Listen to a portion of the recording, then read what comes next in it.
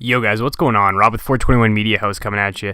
This week on the Archives, I do a bit of a Q&A episode and I answer some of your guys' questions. I threw this out on Instagram. You guys said you wanted to hear it, so I'm just going to dive right into it. This is some of the history of 421 Media House, a little bit on cards and magic and cardistry and all that kind of stuff, and then I answer some personal questions at the end. There's a deck giveaway involved with this podcast for those that follow me on Instagram and do want to win a deck of playing cards. I'm not saying what the deck of cards is yet, but you guys have to listen to the podcast and I will tell you how to win through the course of the podcast. The other kind of side note is that we do a little bit of exploring who 421 Media House is. It's not actually one person, it's two. My girlfriend Megan helps me produce and put out content for 421 Media House. You probably heard her on the Archives before. So yeah, she joins me for this episode as well, and though she's quiet, she does answer a couple of questions in the background here and there. So let's dive right on into things.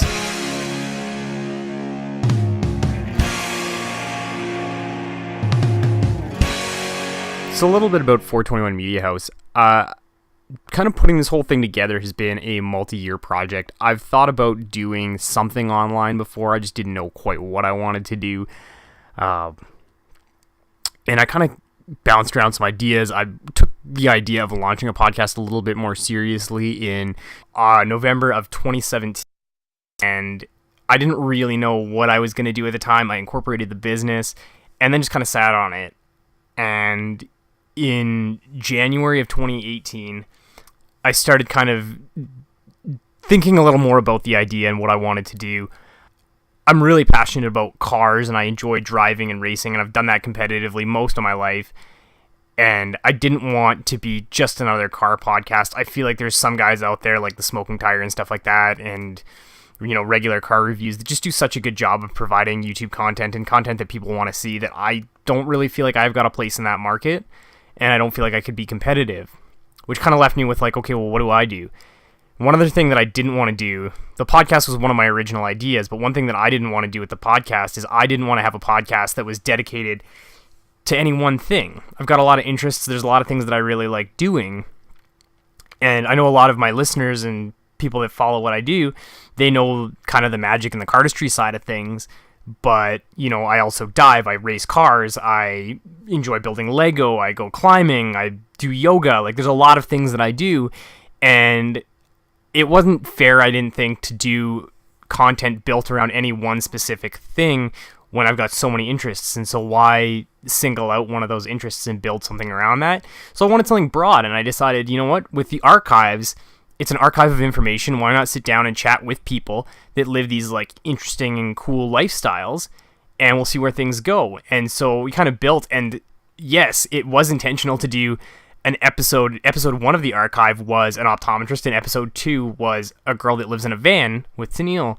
And it was set up intentionally to do that, where we had such a huge contrast right off the get-go to let people know this is not your normal podcast, and we're going to be discussing all kinds of things and seeing where things go and exploring some very interesting topics. So a few things. Why 421? That is something that a few people know the answer to, but for right now, I'm just going to let remain a closely guarded secret, leave you guys in some mystery. If anybody messages me and has a suggestion as to why 421, I will either say yes or no, but I won't actually tell you the reason why. If you encounter me in person anywhere along the way, I'm sure that I would gladly sit down and discuss it with you, but as far as online content goes, I'm going to keep that one a secret for now. So why do I do deck reviews? I originally started actually with an Instagram page. I started posting some pictures of playing cards that I thought were cool, and I'll get to that story in a few minutes, but I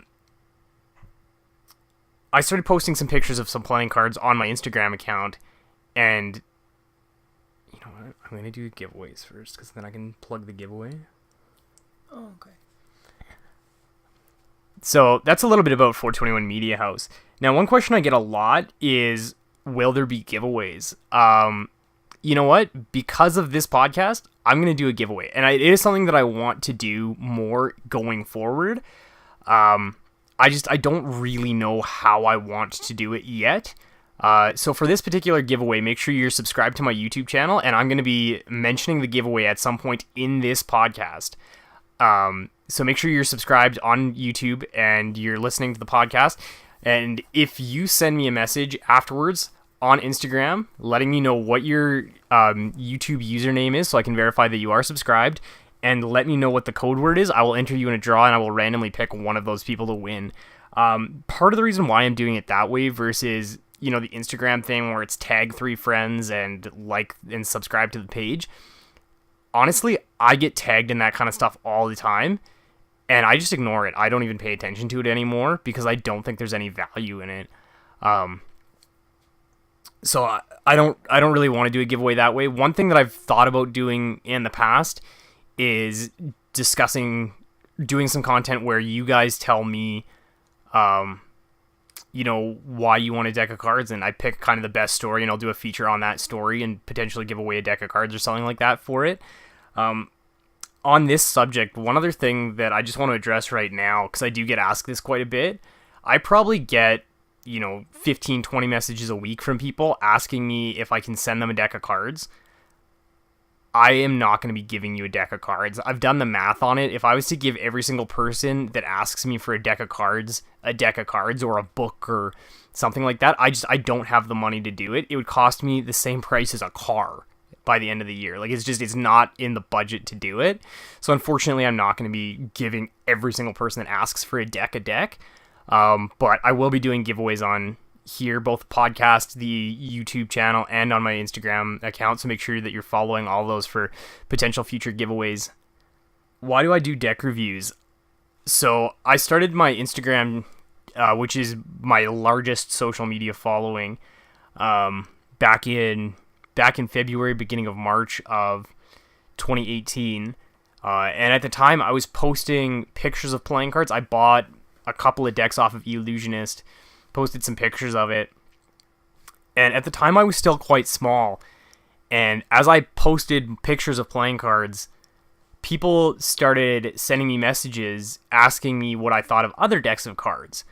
At the time, I didn't know anything about cards. I couldn't tell you the difference between two stocks. I couldn't tell you what traditionally cut meant. I couldn't tell you the difference between linoid finish or air cushion finish. I couldn't tell you what a performance coating was. So at the time, I didn't know any of that kind of stuff, and I didn't want to send people a message being like, I don't know what I'm talking about.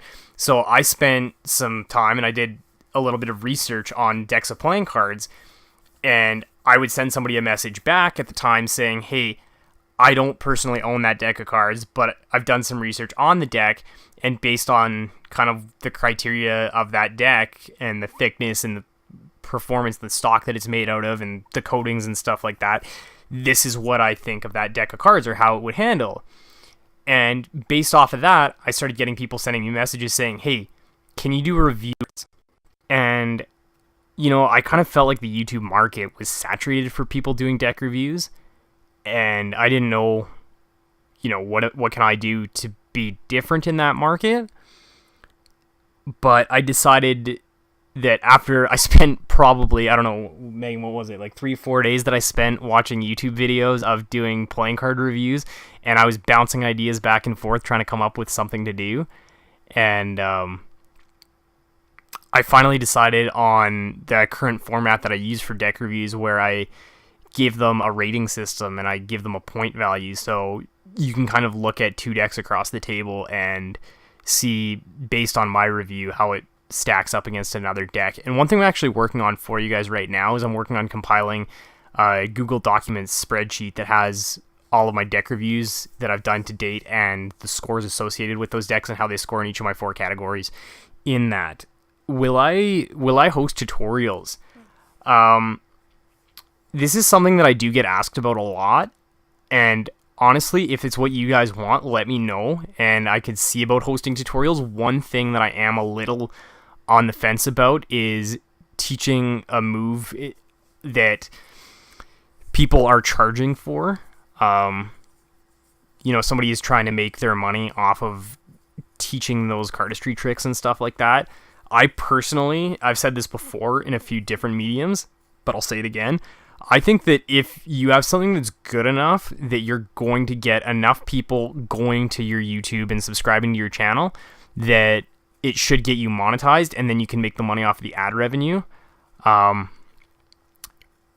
But it's something that I can definitely look into exploring if there's enough interest. So if you guys are interested in that, leave a comment below, and I will make sure to look into potentially doing some tutorials in the future. So what's next for 421 Media House?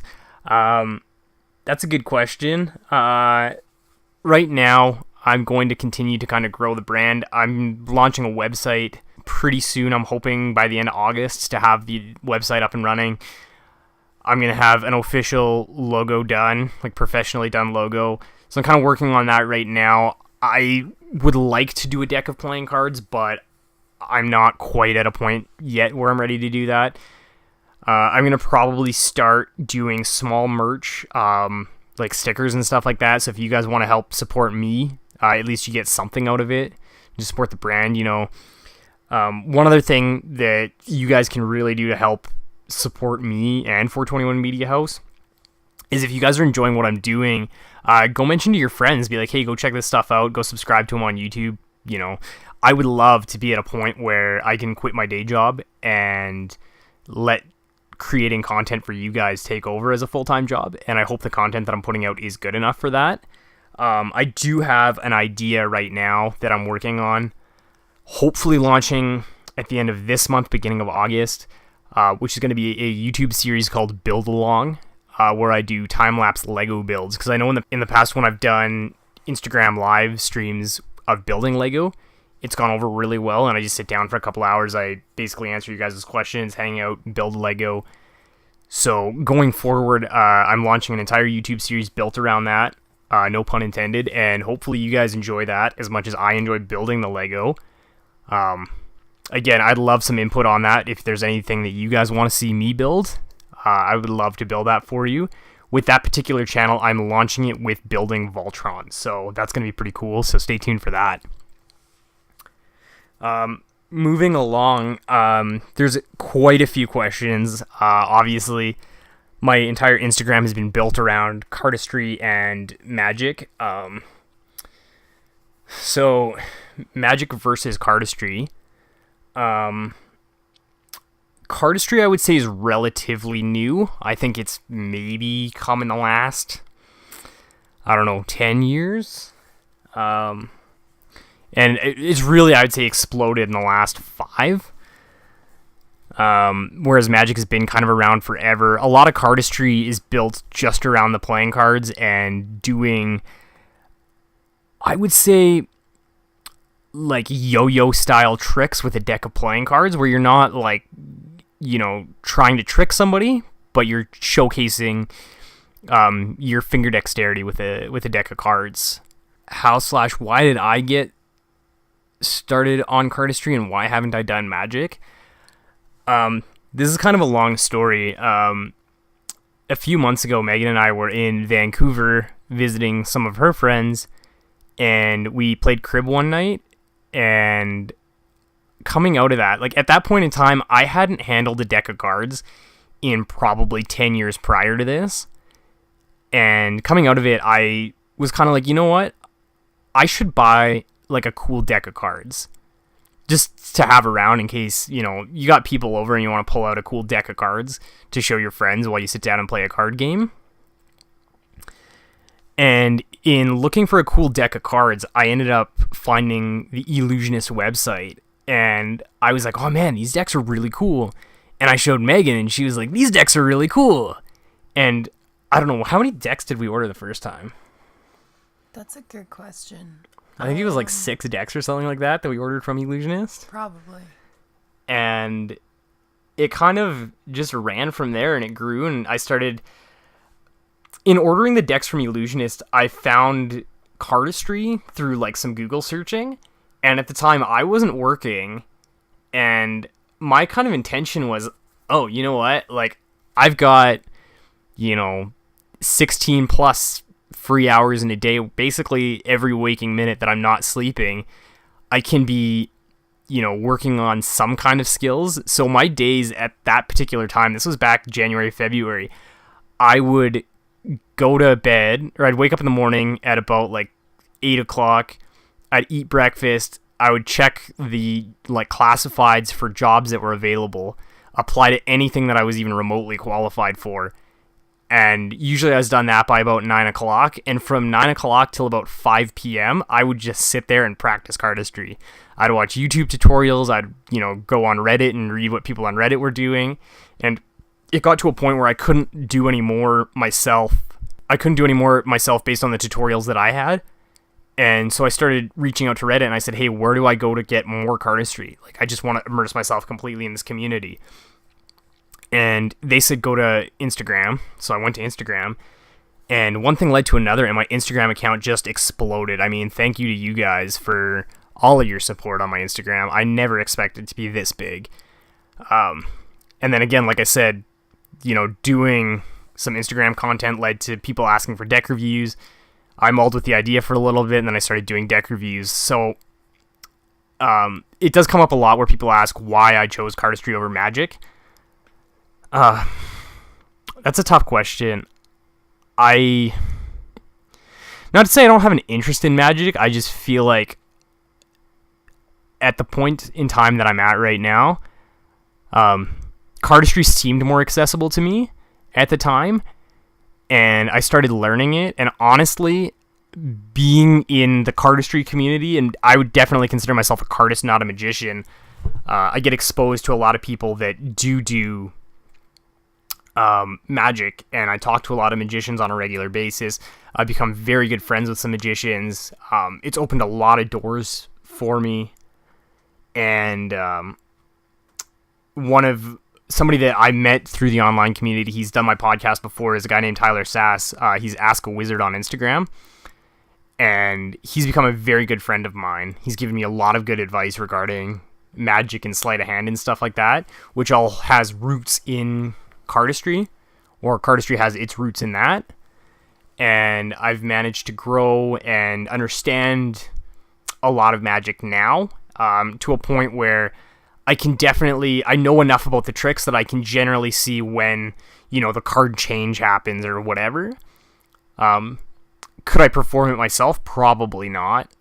I might have the stage presence to perform it, but that's basically how and why I got started on cardistry, and why cardistry over Magic. I don't know, like I said, if I would ever pursue Magic seriously. I have read a few Magic books. Like, I do own Expert at the Card Table. I do own 13 Steps to Mentalism, which admittedly I haven't even picked up yet. Like, I bought the book and I haven't read it. I've been so busy this whole summer that I just haven't had a chance. What is the best trick you know? I would say the Erdnase flip is really cool. I really like Water Wheel. Those are kind of neat cardistry tricks that really kind of catch people in like a, oh wow. I know a couple of neat fans. I don't actually know what it's called, but you basically have the deck of cards on the back of your hand, and you fan them between your pinky and your ring finger. So I'd say those are some of I don't know if you call them the best, but some of the coolest tricks that I know. Any advice for beginners? You got to practice. Like I said, when I was first starting cardistry, I was putting almost 8 hours a day, treating it like a full-time job, practicing a lot. I still practice quite a bit. One thing I will say is try to practice over a soft surface, whether that be your bed or over a couch or something like that, because you are going to drop cards. It happens to everybody. I drop cards all the time. If you guys want, and again, if there's interest in this, let me know in the comments below. I could put together an entire montage video of me just dropping decks of cards. And kind of on a side note to that, I do get this a lot on Instagram. I get kind of both sides of this on Instagram, where sometimes I upload a video of a trick and it's not 100% perfect. And I get people sending me messages hating on the fact that that trick isn't 100% perfect. You know what? We're all human. We're all learning. And don't let those people bully you around, or don't let them discourage you. Because I bet that you can do the tricks better than they can, and they're just kind of angry about it. The other thing that I will say is that there are times where I get a lot of great advice from people that are like, hey, maybe try doing this a little bit differently, or try stretching your hands a little bit more before you start doing some of those cardistry tricks. Other beginner advice, you don't really need a super expensive deck of cards to start doing cardistry with. A lot of times I use like a standard deck of bicycle playing cards to practice, especially when you're practicing, because they're $3 for a deck of cards, and you're probably going to end up like dropping the deck. You're going to end up, I've got decks that have fallen in, a glass of water while I was fidgeting with them at a bar. Like, you're going to wreck a couple of decks, so be ready to do that when you're first starting out. There's lots of good free tutorials out there on the internet, so check that out. Reddit has a really good list, and I can leave a link to the list below, but they basically have compiled this list of tutorials that are all on YouTube, so you can go through the tutorial list. Do you think paying $15 for a deck is worth it? It totally depends on what you're doing. As far as the performance of the deck of cards goes, you're not going to get a huge performance difference between a $3 bicycle deck and, a $15 or $20 or $25 deck of cards from like Art of Play or Theory 11 or something like that. Theory 11 decks are usually about $10. Really what you're paying for is you're paying for a fancy deck of cards. You're paying for something that usually has, an artist that has backed it. I know Vanda cards, they work with a lot of artists to develop a deck. And yeah, so they've got to pay the artist and stuff like that.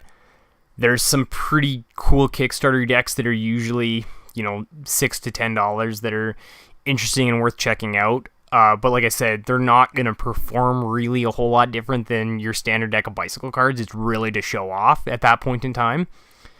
And then when you start getting into the really expensive stuff, like Dan and Dave Private Reserves, or the Illusionist did a deck called the Royal Reserves with Jeremy Griffin.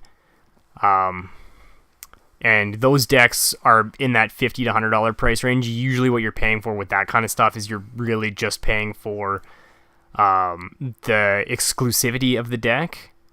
I personally would not buy a deck of like Kickstarter Verts, which was the very first deck that they ever did. That's the red and black deck. Because right now that deck is going on eBay for like $200 to $250.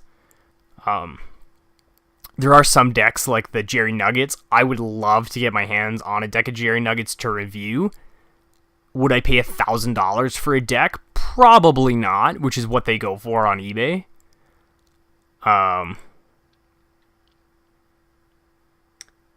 For people that are not in North America, is shipping those things worthwhile? Honestly, I don't know what the shipping prices where you are. But I do know, like, I'm in Canada, and I have to pay quite a bit to ship decks where I am. If you're somewhere that you have to, like, quite astronomical shipping prices, what I usually end up doing is I'll get 4 or 5 people that are interested in a couple of decks from a company, and I'll order them all at one time. I'll feed that cost, and then they'll pay me back for the decks once they get here or whatever, just to save a little bit on shipping. I know it's not an accessible option for everybody, but sometimes if it's just a single deck that I want, or sometimes, stuff from Murphy's Magic, they don't sell to individuals, they sell to shops. So sometimes if you want something from Murphy's Magic, what you got to do is you got to go find a shop local. And, like I said, if you're only buying 1 or 2 decks, sometimes it's worth buying that local stuff instead of paying for shipping on a single deck.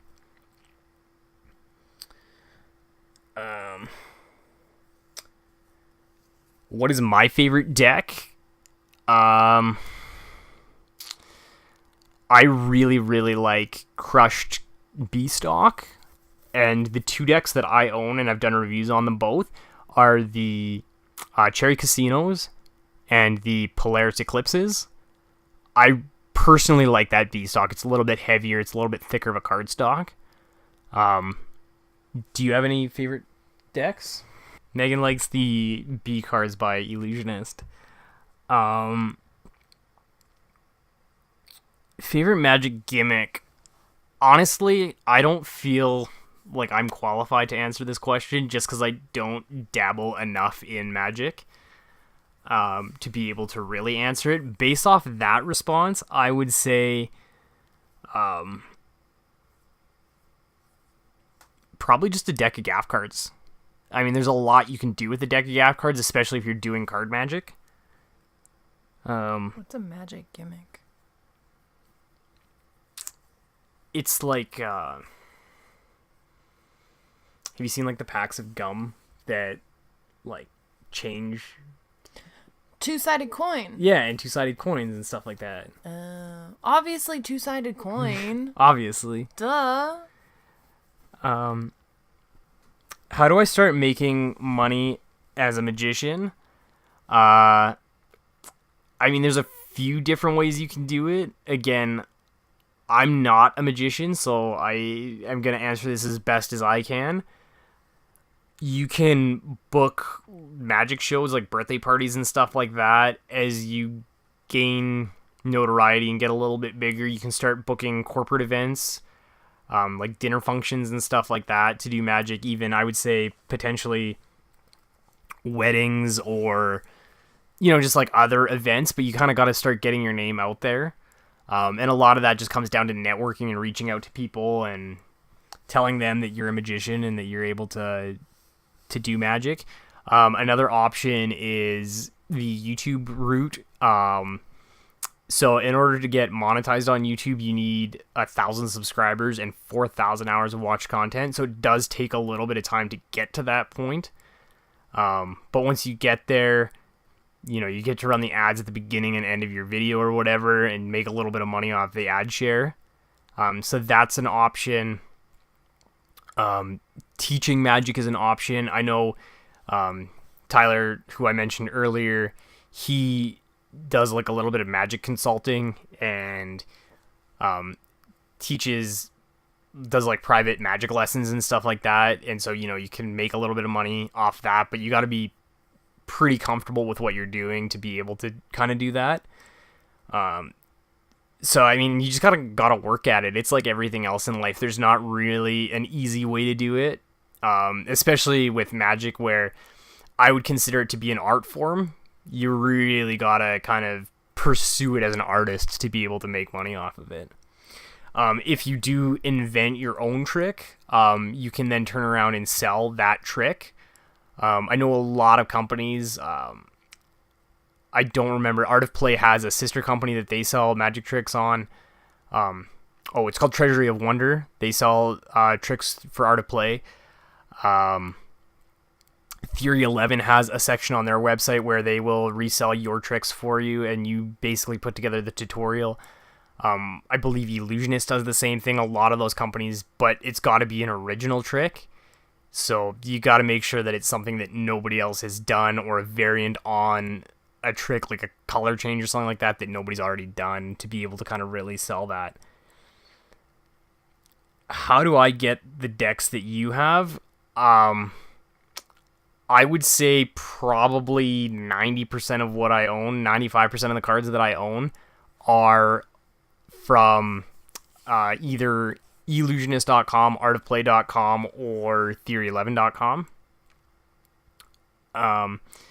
Every once in a while, I'll find a really cool deck on Kickstarter, and I'll back that campaign.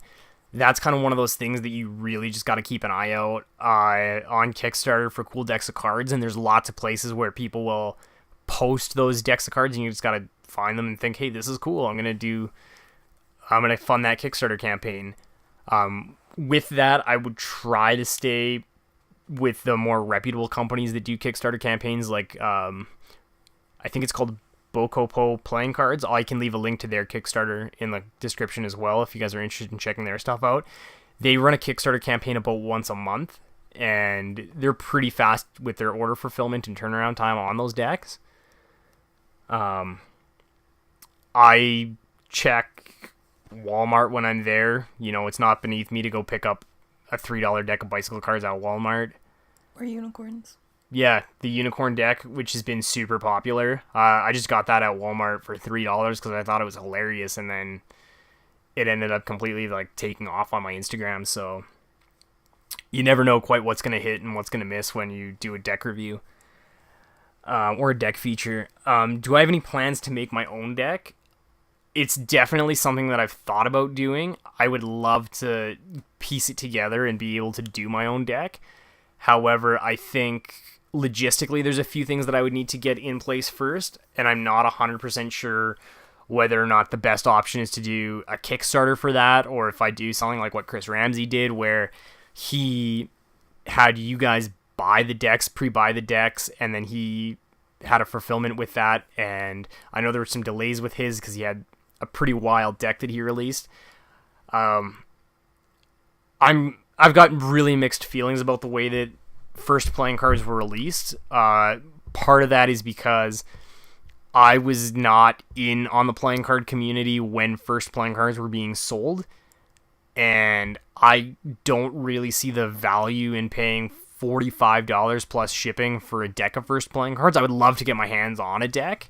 I'd love to do a review of them. I can't justify paying $45 for them on the aftermarket and eBay and stuff like that. If you keep an eye out on the internet, there are people that are selling deck collections, and you can usually get either individual decks or the whole collection for a pretty good price. So keep an eye out for that kind of thing. I personally haven't dabbled too much in buying on the aftermarket. I am also interested if people really want a deck of cards that I have. Sometimes I do, especially when it's a Kickstarter campaign, I'll buy a brick, and if people are interested, I'll gladly sell off the cards from that brick at a fair value. I mean, I got to cover my shipping costs and stuff like that. But yeah, if I've got anything, I usually mention it in my deck review videos and stuff like that when I do them. If there's something that I have that you guys really want, I'm usually willing to sell it. If for some reason you really want the one that was in the deck review video, I can sign it and ship it to you.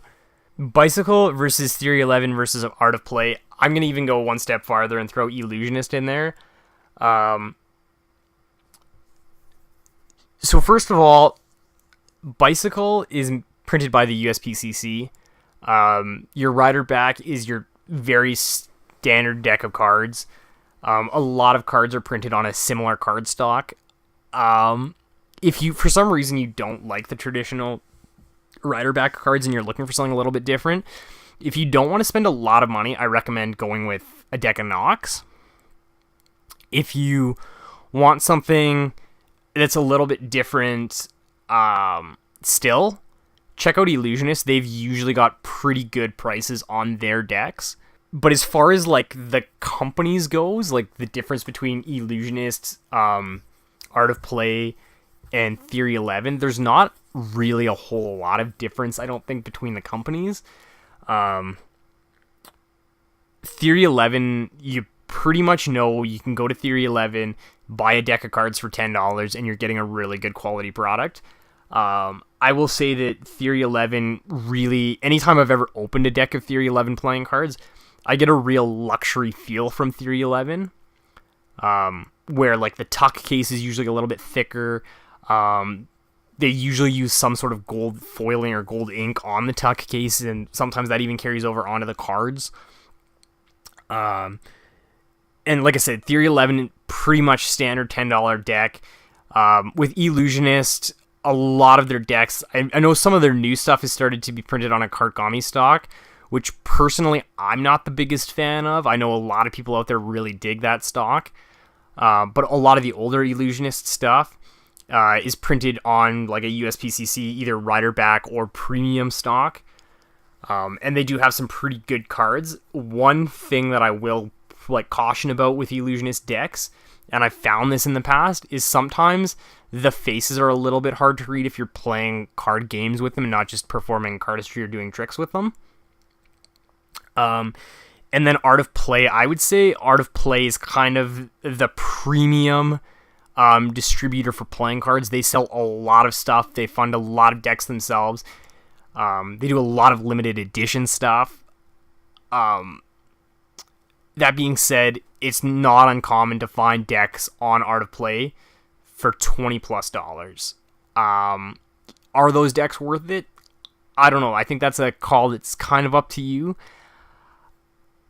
A lot of what you're paying for with those more expensive decks, and I said this before, is you're paying for either an artist, a trademark brand, or you're paying for a limited quantity deck that is rare or limited edition or special edition or something like that. And I know Art of Play, a lot of their stuff is either a limited edition or they worked with a collaboration, or they collaborated with an artist to make a really nice, high quality playing card. They have their own card stock. Their card stock is so good, even the Verts deck uses the same stock that Art of Play does. So, I do like Art of Play, don't get me wrong. I'm not hating on Art of Play. I'm just saying that be warned before you guys dive right into it that some of the Art of Play stuff is a little bit more on the expensive side of things. But that is a great question. But yeah, definitely check those companies out. Those are kind of the big ones that I tend to go to. One thing that I will say is really, really, really difficult, and try not to get caught up in this if you are going to start collecting playing cards, is don't try to get every single limited edition release, because unless you have a really good job, it is really hard to keep up with that.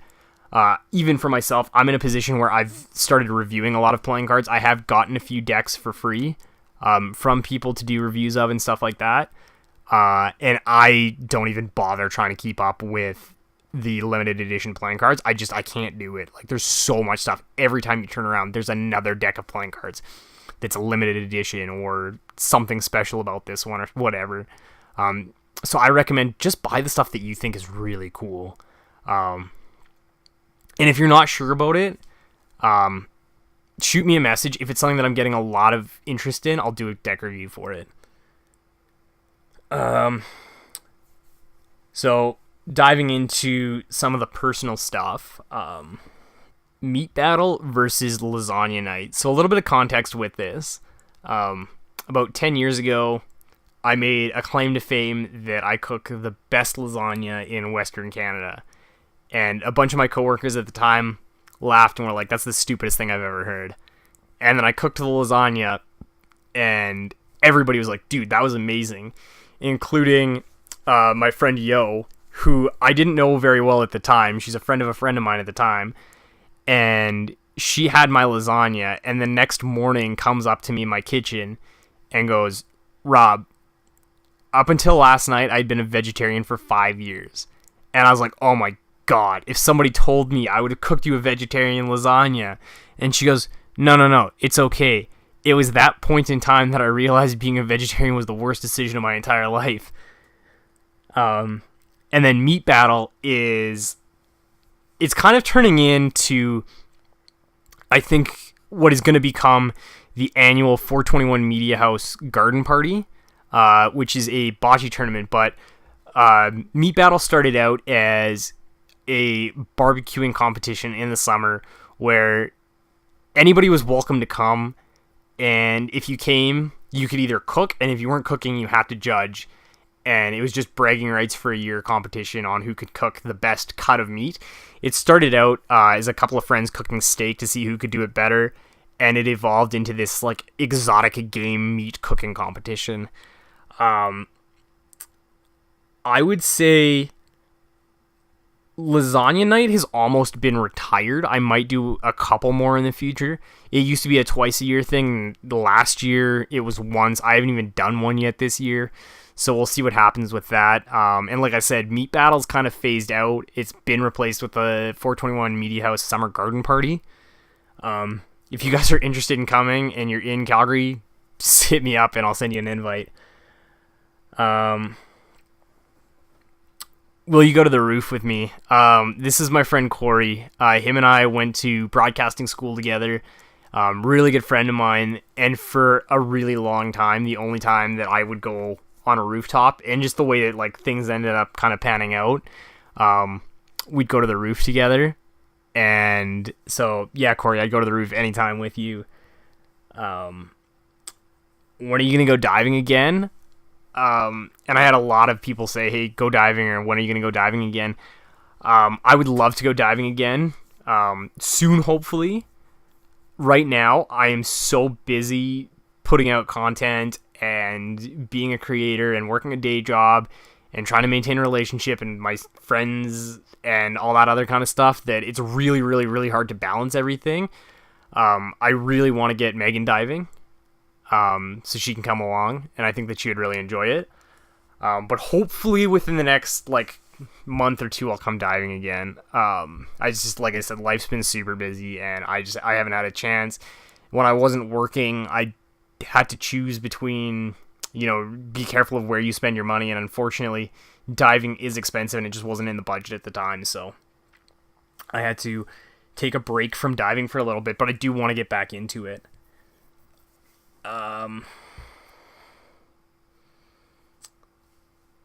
Why not 420, Rob? Because I don't smoke enough weed. I don't think there's an easy way to put it. 421 is the brand, so I just kind of decided to stick it with the brand and run with it and kind of build on that. Hence 421 Rob. Are you from America? No, I'm from Canada.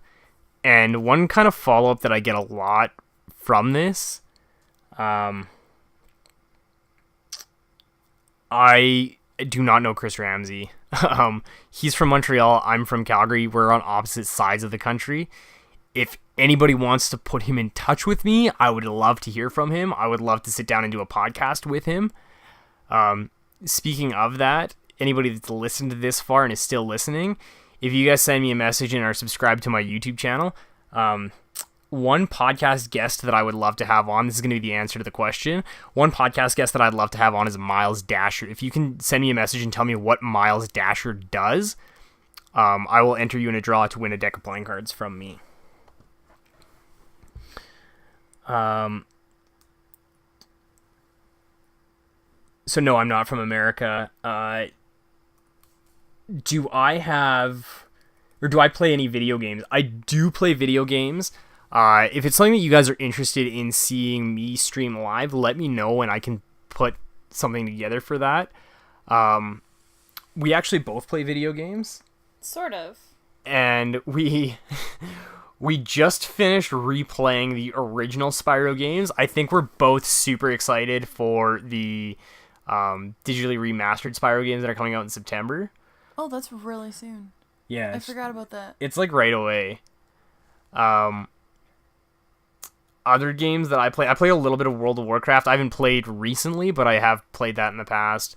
I really enjoy like Doom, like the original Doom game. Megan will tell you I play a lot of Solitaire. So much Solitaire. Not even like with the real cards that you own like 27,000 of. No. You play the computer Solitaire. And so yeah, play a lot of Solitaire. It's just like it's a quick, easy thing to play while you're waiting 5 minutes for somebody. So those are some of the video games that I play. What movies do you like?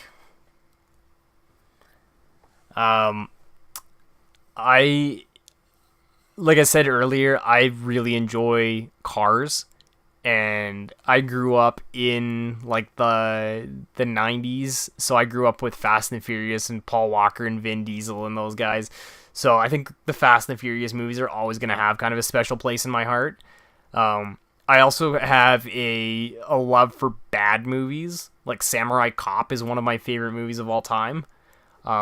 I'm going to be doing a podcast with a friend of mine who is a movie collecting connoisseur, and this guy can answer pretty much any question that you might have regarding bad movies.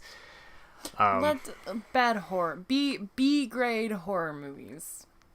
I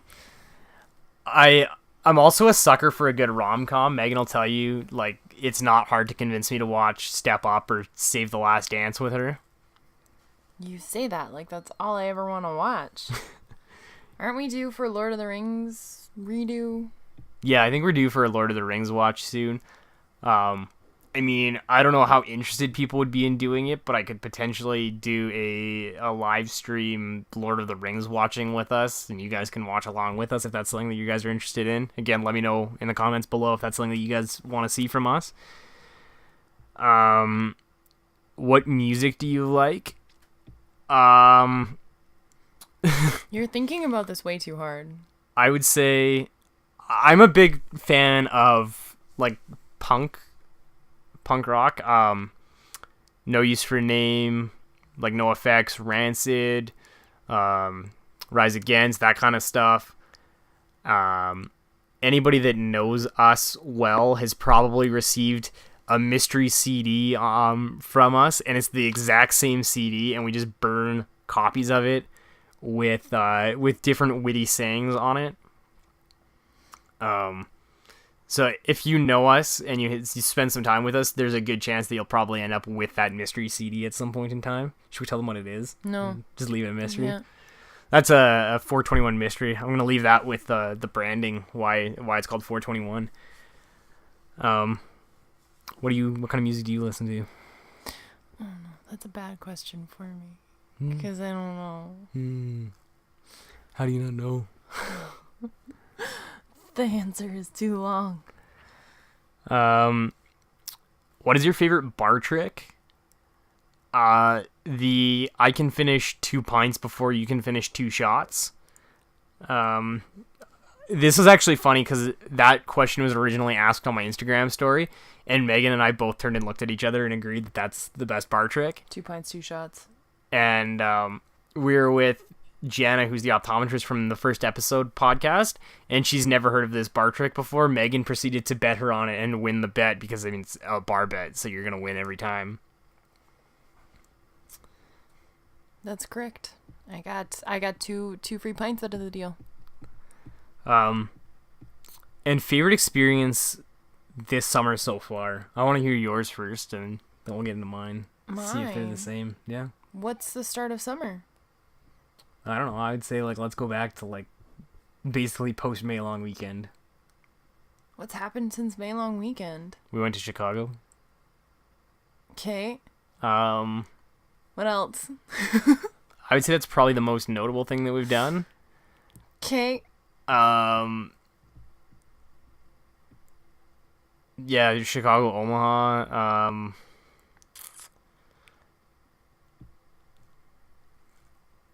We've gone climbing. You started working at the Wolf Sanctuary. Can I pick that one? I guess. You pick something that has nothing to do with me. I see how it is. That was mean. I don't like that at all.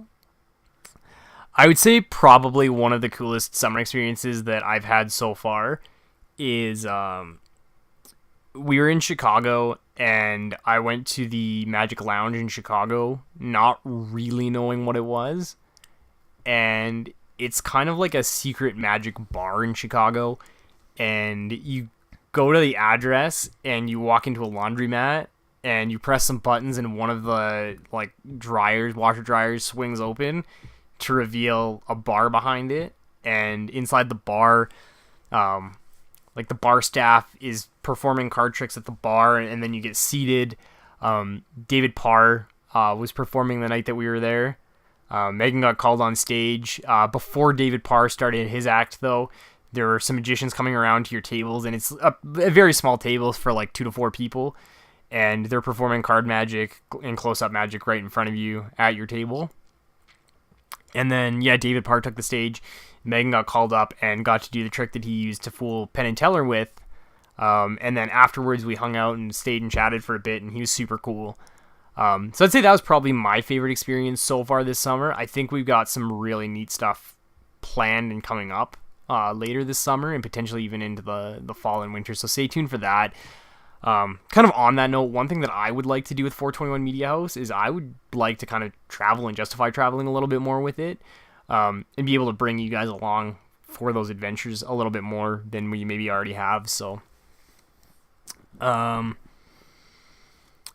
I think that's kind of all we got. You got anything else to add? I don't think so. I'm apparently better at fanning cards than Allison Hannigan. Yeah, Megan's better at fanning cards than Allison Hannigan. I do have a video of that, but I think that's gonna be in the 421 archives. Why would you tell them? That's just teasing. Like many other closely regarded secrets. Anyway, guys, I think that's everything that we had for today. I hope you guys enjoyed this. If it's something that you guys want to see again in the future, maybe in a couple of months, if it goes well, we'll throw up another episode like this. Is just a Q&A, and you guys can ask us anything. Yeah, we'll see you guys next week. Have a good one. Bye.